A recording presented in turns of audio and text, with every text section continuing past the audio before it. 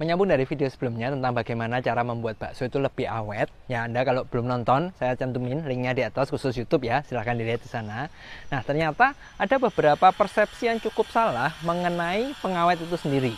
Makanya hari ini kita akan khusus membahas tentang pengawetnya. Jadi bukan cara untuk bakso lebih awet, tapi pengawetnya. Apa saja mitos yang banyak beredar dan yang benar itu sebenarnya seperti apa.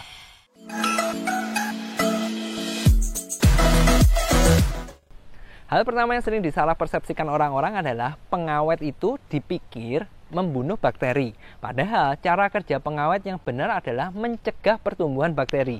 Nah, kalau Anda masih ingat mungkin dari materi yang sebelumnya tadi, itu bahwa makanan busuk kan karena pertumbuhan bakteri yang cukup cepat, di mana bakteri ini akan cepat sekali bertumbuh kalau dia merasa nyaman. Dalam arti ada oksigen, jadi ada udara yang bagus, lalu ada suhu ruangannya juga enak, nyaman, lalu kalau ada lembab dan sebagainya, itu mereka kan cepat bertumbuh di sana. Nah, cara kerja pengawet itu adalah mencegah pertumbuhannya. Kan ingat, bakteri sendiri itu tumbuhnya dengan cara multiplikasi. Jadi dari 2 ke 4, 4 ke 8, 8 ke 16, 16 ke 32, 32 ke 64 dan seterusnya. Nah, yang dilakukan pengawet itu mereka menahan supaya pertumbuhannya ini, kalau yang biasa itu mungkin cepat gini. Yang dilakukan pengawet itu menghambat supaya tidak terlalu cepat. Jadi cara kerja pengawet itu tidak membunuh bakteri, tapi menghambat pertumbuhannya, membuat bakterinya itu tidak nyaman. Nah, kalau sudah seperti ini, berarti kata kunci yang pertama yang harus Anda ingat, sebenarnya seberapa bagus kinerja sebuah pengawet itu tergantung juga dari start awal bakterinya berapa banyak. Dimana kalau bakso yang sangat menentukan adalah proses rebus kita seperti apa. Jadi kalau kita merebus dengan sangat bagus, ideal, tepat, seharusnya jumlah bakteri itu sangat-sangat minimal sekali di bakso kita. Sehingga pertumbuhannya akan lambat dan ketika kita pakai pengawet jauh lebih lambat lagi sehingga jauh lebih awet. Tapi kalau ternyata misalkan ngerebusnya juga nggak bener, asal-asalan, bakterinya yang start di awal bakso matang itu cukup banyak, lalu disimpan di ruangan terbuka seperti ini, tidak steril, ya pertumbuhannya akan cepat sekali sehingga walaupun kita pakai pengawet mungkin nggak terlalu kerasa efeknya. Nah, ini jadi cukup menjawab beberapa pertanyaan orang-orang yang seringkali tanya kalau sudah pakai pengawet bisa bertahan berapa lama? Jawabannya kita tidak bisa menentukan karena kembali kan kinerjanya adalah menghambat pertumbuhan, bukan membunuh bakterinya. Sehingga kalau ditanya, oke, pakai pengawet ini bertahan berapa hari, ya nggak bisa tahu, perlu dilabkan juga. Jadi yang perlu diingat, meskipun kita sudah pakai pengawet, yang nomor satu yang basicnya yang harus tetap dilakukan itu adalah proses rebusnya harus benar dulu. Kedua, proses penyimpanannya kalau bisa usahakan yang steril. Nomor 2, lanjut. Mitos yang sering salah, yang salah dipersepsikan orang-orang tentang pengawet adalah ada jenis pengawet tertentu itu yang lebih efektif, lebih efisien dalam membuat masakan atau bakso tadi lebih awet. Faktanya, tahu nggak, pengawet yang diizinkan seperti potasium sorbat, sodium benzoat, itu tidak ada salah satu yang lebih hebat dari yang lainnya. Kenapa? Potasium sorbat itu lebih efektif membunuh jenis bakteri ini. Sementara sodium benzoat lebih efektif sodium benzoat lebih efektif menghambat pertumbuhan bakteri itu. Kenapa kok saya sebut ini dan itu? Karena saya sendiri juga nggak hafal. Nanti coba saya cantumkan list bakterinya apa. Sehingga kalau ditanya yang paling bagus yang mana, idealnya adalah menggabungkan keduanya. Contohnya gini, problemnya kan kalau kita nyimpan bakso itu kita tidak tahu jenis bakteri yang ada ini apa dan dia bertumbuhnya gimana. Nah, kalau kita memilih nih, misalkan kita pakai potasium sorbat, tapi ternyata jumlah bakteri yang banyak itu bukan bakteri yang efektif di potasium sorbat, maka tidak akan terlalu signifikan dampaknya. Makanya kalau bisa sebaiknya itu tidak dipilih, milih yang mana, tapi digabungkan supaya lebih efektif. Karena kembali kan, ada banyak jenis pengawet itu karena ya masing-masing pengawet punya kekuatan di bakteri yang berbeda-beda.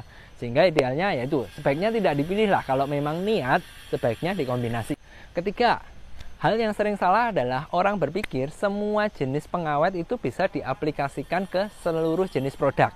Kalau ini sih tidak 100% salah, jawabannya memang benar. Jadi kalau pengawet seperti potasium sorbat, sodium benzoat, terus kalsium propionate kalau saya nggak salah, lalu SMBS itu saya lupa juga singkatannya, itu memang bisa digunakan ke berbagai jenis makanan. Jadi bisa, cuma yang perlu diingat ada jenis-jenis tertentu yang lebih efektif dengan pengawet seperti ini. Nah, karena konteksnya kita adalah olahan daging seperti bakso, yang lebih efektif itu adalah potasium sorbat dan sodium benzoat. Kenapa kok saya bahas ini? Karena kemarin saya dapat pertanyaan, Pak, saya sudah pakai pengawet ini, kalsium propionate tadi, kalau saya nggak salah sebut ya, hasilnya kok nggak berguna sama sekali. Nah, ternyata kalsium propionate tadi, saya ingatnya sih Calpro ya singkatannya, jadi kebanyakannya nggak ingat. Calpro tadi itu lebih cocok di bakery. Nah, jadi selain pengawet itu selain mempunyai efektivitas yang berbeda-beda di bakterinya, mereka juga akan mempengaruhi di proses pengolahannya dan bahan utama yang dipakai apa. Sehingga kalau ya dibilang pengawet ini bisa untuk semua jenis makanan sih bisa.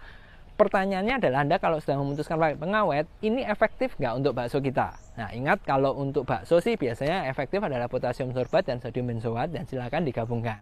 Keempat, hal yang sering salah kaprah itu adalah prinsipnya semakin banyak pengawet yang digunakan, semakin awet hasil masakannya, baksonya semakin awet.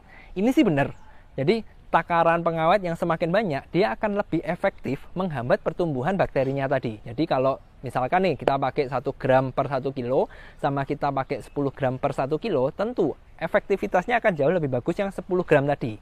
Masalahnya, tahu nggak, kalau pengawet itu tidak bisa asal-asalan dipakai, dia ada takaran maksimalnya, karena kalau lebih itu bisa tidak baik untuk kesehatan. Ya, kalau berdasarkan ada penelitian, ada beberapa yang kalau memakainya ekstrim itu bisa menimbulkan seperti kanker dan sebagainya.